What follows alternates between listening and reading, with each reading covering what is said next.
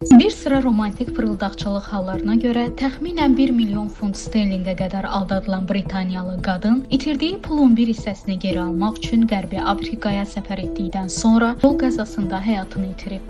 Bu barədə Devon bölgəsində keçirilən istintaq iclasında məlumat verilib. Janet Fordham adlı 69 yaşlı təqaüdçü ev qulluqçusu 5 il ərzində Böyük Britaniya, Almaniya, Amerika və Qanada yerləşdiyi ehtimal edilən fırıldaqçılar tərəfindən bütün həyat yığımlarından və evindən məhrum edilib. İstintaqda bildirilib ki, Fordham Qanaya səfər edib.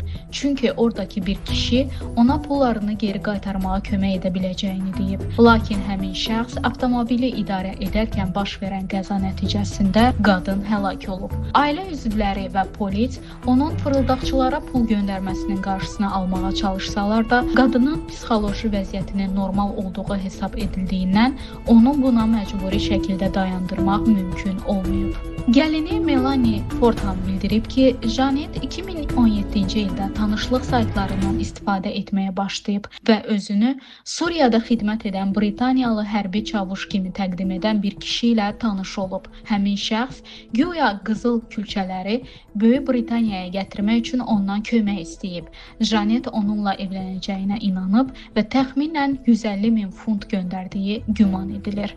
Daha sonra o, özünü diplomat kimi təqdim edən başqa bir şəxs tərəfindən də aldadılıb. O, müxtəlif yollarla bank köçürmələri, poçt vasitəsilə pul göndərmələri və digər üsullarla pul ötürüb.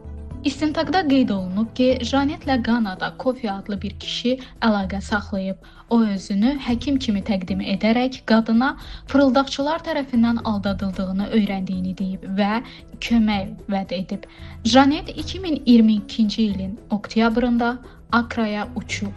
Qadın həmin şəxslə romantik münasibət qurub və onunla evlənməyə razılaşıb. 2023-cü il Sevgililər günündə həmin kişi onu ailə üzvlərindən biri ilə görüşə apararkən avtomobil idarə etmədən çıxaraq çevrilib. Janet təhlükəsizlik kəməri taxmadığı üçün aldığı ağır xəsarətlərdən dünyasını dəyişib. Polis qəzanın başqa bir şəxsin iştirakı olmadan baş verdiyini açıqlayıb. Sürücü yol hərəkəti qaydasını pozduğunu etiraf edib. İstintaq zamanı məlum olub ki, Janet 2017-2022-ci illər arasında davamlı fırıldaqçılığın qurbanı olub və ümumilikdə 800 min 1 milyon funt arasında pul itirib. O, evini və torpağını satdıqdan sonra Devonda karavanda yaşayıb. Polis bildirib ki, onlar qadını dəfələrlə fırıldaqçılarla əlaqəni kəsməyə və pul göndərməməyə razı salmağa çalışıblar. Baş koroner qeyd edib ki, qəza ilə bağlı bəzi boşluqlar və uyğunsuzluqlar var.